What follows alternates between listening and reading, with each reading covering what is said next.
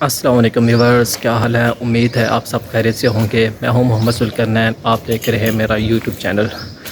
جی viewers, تو میں اپنے ویلاگ کے اندر آپ کو پورے ملتان کا اور ساتھ ساتھ اپنے گاؤں کی بھی سیر کراؤں گا۔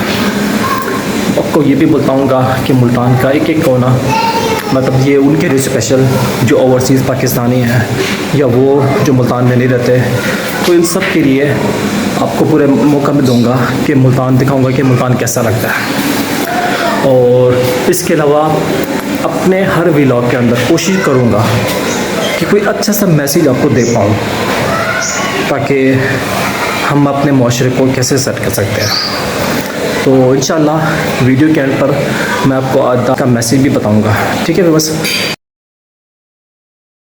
جی ویورز، اب ہم آ چکے ہیں اپنے آفس کے گیٹ اپ کے اندر۔ اب یہ ہمارا آفس والا ڈریس ہو چکا ہے، تو اس کے بعد پھر ہم چلتے ہیں آفس چل کے پھر آپ سے پھر ہم ڈھیر ساری باتیں کریں گے آفس جا کے۔ وہاں پر آج کے ویلاگ میں کیا ہونے والا ہے مزید پھر آگے آپ سے بتائیں گے آج کے ویلاگ کے اندر۔ اوکے، ملتے ہیں۔ جی ویورز، میں اس ٹائم پہنچ چکا ہوں اپنے آفس میں اور اپنا ڈیلی روٹین کی طرح اپنا کام کر رہا ہوں۔ تو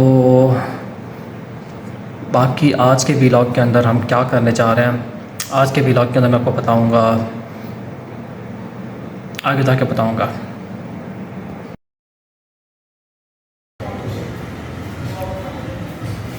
جی اب تو ہم پہنچ چکے ہیں بریانی کی شاپ پر، بریانی کا مزہ لے رہے ہیں۔ بریانی ایسی کہ مزہ آ جائے، ٹیسٹ ایسا ہونا چاہیے نہ آپ کو فیل کا ذائقہ فیل ہو، نہ اس کے اندر نمک کا ذائقہ فیل ہو، نہ اس کے اندر ٹیسٹ کسی اور چیز کا مثالہ مطلب محسوس ہو، بس ایسا ہے کہ ٹیسٹ ہو کہ بس کھانے کو دل چاہے۔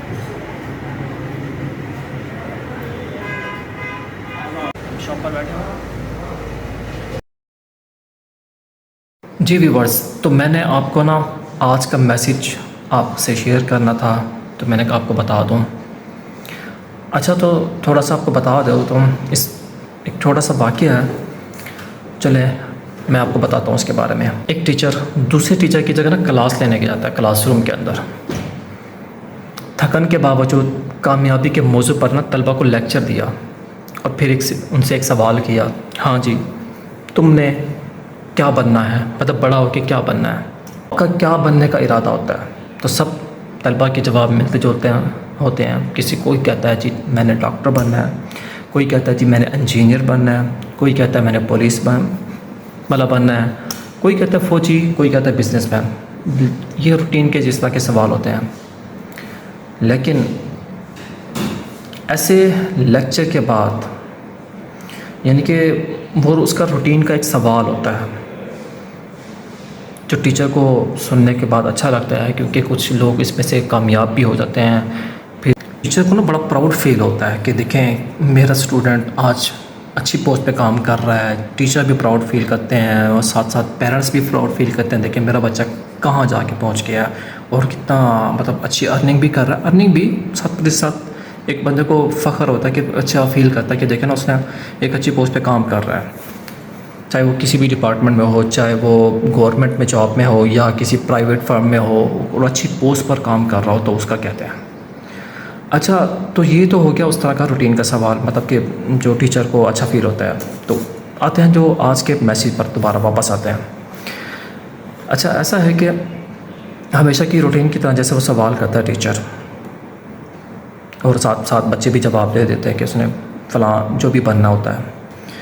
اچھا، تو اس کے اندر نا ایک کلاس روم کے اندر ایک بچہ بیٹھا ہوتا ہے، وہ بڑا سہما سا ہوتا ہے، سوچ و بچار میں گم ہوتا ہے۔ تو ٹیچر اس کو بلاتا ہے، بیٹا آپ نے بڑے ہو کے کیا بننا ہے؟ پہلے اس سے سوال کرنے سے پہلے اس نے وہ پوچھتا ہے کہ بیٹا آپ ناراض کیوں ہو، کیا ہوا ہے، اتنے مطلب بالکل اداس بیٹھے ہو، کیا ماجرا ہے؟ تو اس کے بعد وہ سوال کرتا ہے، جی بیٹا آپ بتاؤ آپ نے بڑے ہو کے کیا بننا ہے؟ بچہ آہستہ سے کھڑا ہوتا ہے اور کہا کہ سر میں نے بڑا ہو کے کیا بننا چاہتا ہوں، یعنی کہ وہ کہتا ہے جی میں بڑا ہو کے ٹیچر سوال کرتا ہے کہ بڑا ہو کے کیا بننا چاہتے ہو؟ بچہ کھڑا ہو کے کہتا ہے سر میں نور الدین زنگی بنوں گا. یعنی کہ وہ کوسٹن ٹیچر کو نا وہ بڑا حیران کن کر دیتا ہے، کیونکہ یہ جو اس طرح کی باتیں ہوتی ہیں، اگر ہم نیکی کر کے جیسے روح کو خوش ہوتا ہے، اندر سے ایک خوشی محسوس ہوتی ہے، ایسے ہی وہ کوسچن سن کے نا، اس کا جواب سن کے نا ٹیچر کو نا بڑی حیرت سی ہونے لگ جاتی ہے کہ دیکھو شاید یہ جواب سننے کو اس کے کان ترس رہے ہوں. ایک دم سہم جاتا ہے ٹیچر. اچھا جیسے اس نے یہ آنسر دیا تو ساتھ بچے بیٹھے ہوئے تھے نا، وہ بڑے ہنسنے لگ گئے، لیکن بیچارے بچوں کو نہیں پتہ تھا کہ وہ کون شخص تھا. تو میرا یہ سب یعنی کہ ٹیچر دوبارہ کوسچن ان سے کرتے ہیں ہاں بیٹا آپ فوجی کیوں نہیں بننا چاہتے، یا پھر ڈاکٹر کیوں نہیں بننا چاہتے، انجینئر کیوں نہیں بننا چاہتے؟ اس بچے کا جواب سن کر آپ بڑے تنگ رہ جائیں گے، حیران رہ جائیں گے. تو اس بچے کا جواب پتہ کیا تھا؟ تو وہ بچہ کہتا ہے کہ جی اگر میں، اس بچے نے کہا کہ میری ماں کہتی ہے اگر تم نور الدین زنگی بنو گے نا تو تمہیں حضرت پاک صلی اللہ علیہ وسلم کا دیدار نصیب ہوگا. یہ بڑی سمجھنے کی بات ہے. یہ بات سن کر نا وہ ایک دفعہ اگر ہم اس بات کو بیٹھ کے سوچیں کہ ہمیں حضور صلی اللہ علیہ وسلم کا دیدار نصیب ہو جائے تو یہ بہت بڑی بات ہے اگر ہم اس کو سمجھیں تو. خیر ہم اس کے بارے میں ڈسکس کر لیتے ہیں کہ نور الدین زنگی کون شخص تھا. تو اس کے بارے میں بھی میں آپ کو بتاتا چلوں، اس کے بارے میں ابھی بھی ڈسکس کر لیتے ہیں ہم. اچھا وہ جواب دینے کے بعد کہ نور الدین میں زنگی بنوں گا نا، تو اس کے جواب کے اندر نا بار بار کہہ رہا تھا کہ میں نور الدین زنگی بنوں گا، نور الدین زنگی بنوں گا. تو اس کے جواب میں نا سختی آتی جا رہی تھی کافی زیادہ. اچھا ایسا ہے کہ جب یورپ والے، مغرب والے ہمارے آقا حضرت محمد صلی اللہ علیہ وسلم کے بارے میں گستاخی کرتے ہیں، ان کو سمجھنا چاہیے کہ یہ اس طرح نہیں کرتے. کہ ظاہری بات ہے ہر ایک کا اپنا مذہب ہے، آپ اپنے مذہب کے اندر رہ کے ہر مذہب کا احترام کرنا چاہیے ان کو، لیکن وہ نہیں کرتے، ان کو احساس ہونا چاہیے بارہ. اچھا چلے میں آپ کو بتاتا ہوں کہ نور الدین زنگی کے بارے میں. ایک رات سلطان نور الدین زنگی رحمۃ اللہ علیہ عشاء کی نماز پڑھ کر سوتے ہیں کہ اچانک اٹھ بیٹھتے ہیں اور نام آنکھوں سے نا فرمایا میرے ہوتے ہوئے میرے آقا کو کون ستا رہا ہے. آپ اس خواب کے بارے میں سوچ رہے تھے جو مسلسل 3 دن سے انہیں آ رہا تھا، اور آج پھر چند لمحوں بعد انہیں خواب کے اندر رسول صلی اللہ علیہ وسلم کی زیارت نصیب ہوتی ہے. تو انہوں نے 2 افراد کی طرف اشارہ کر کے فرمایا کہ یہ مجھے ستا رہے ہیں. اب سلطان کو قرار کہاں آتا کہ انہوں نے چند ساتھی اور سپاہی لے کر دمشق میں رہتے تھے، وہ دمشق سے مدینہ جانے کا ارادہ کرتے ہیں. اس وقت دمشق سے مدینہ کا راستہ 20 سے 25 دن کا تھا، مگر آپ نے بغیر آرام کیے وہ راستہ 12 دن کے اندر طے کر لیا. آپ مدینہ پہنچ جاتے ہیں، اور مدینہ پہنچنے کے بعد آپ نے آنے جانے کا راستہ جو مدینہ کے جو بارڈر کا ہوتا ہے اس نے آپ نے وہ راستہ بند کروا دیا ہر عام و خاص شخص کے لیے. اب لوگ، آپ نے وہ راستہ بند کروانے کے بعد پھر آپ نے نا ان کو کھانے پر مدعو کرا لیا. جتنے بھی مدینہ کے مقامی تھے آپ نے ان کو کھانے پر بلوا لیا تاکہ آپ دیکھ سکیں کہ وہ 2 شخص کون سے ہیں جس کا حضور صلی اللہ علیہ وسلم نے جو اشارہ کر کے فرمایا تھا کہ یہ 2 بندے مجھے ستا رہے ہیں، مجھے مطلب پریشان کر رہے، تکلیف پہنچا رہے ہیں.